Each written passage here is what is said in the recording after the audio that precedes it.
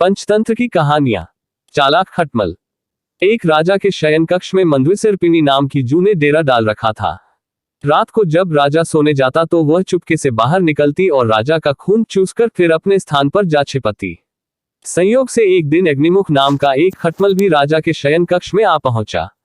जू ने जब उसे देखा तो वहां से चले जाने को कहा। उसे अपने अधिकार क्षेत्र में किसी अन्य का दखल सहन नहीं था।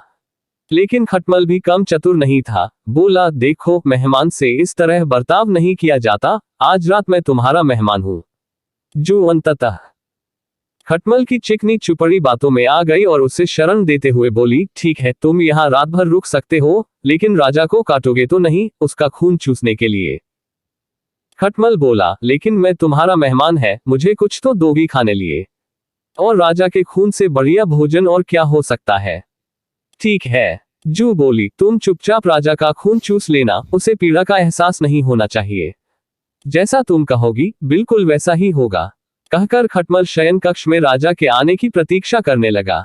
रात ढलने पर राजा आया और बिस्तर पर पड़कर सो गया। खटमल सब कुछ भूलकर राजा को काटने दौड़ा और खून चूसने लगा। ऐसा स्वादिष्ट खून उसने पहली बार चखा था, इसलिए वह जोर जोर से काटकर खून चूसने लगा। इससे राजा के शरीर में तेज खुजली होने लगी और उसकी नींद उचट गई। उसने क्रोध में भरकर अपने सेवकों से काटने वाले जीव को ढूंढकर मारने को कहा। यह सुनकर चतुर खटमल तो पलंग के पाए के नीचे छिप गया, लेकिन चादर के कोने पर बैठी जू राजा के सेवकों की नजर में आ गई।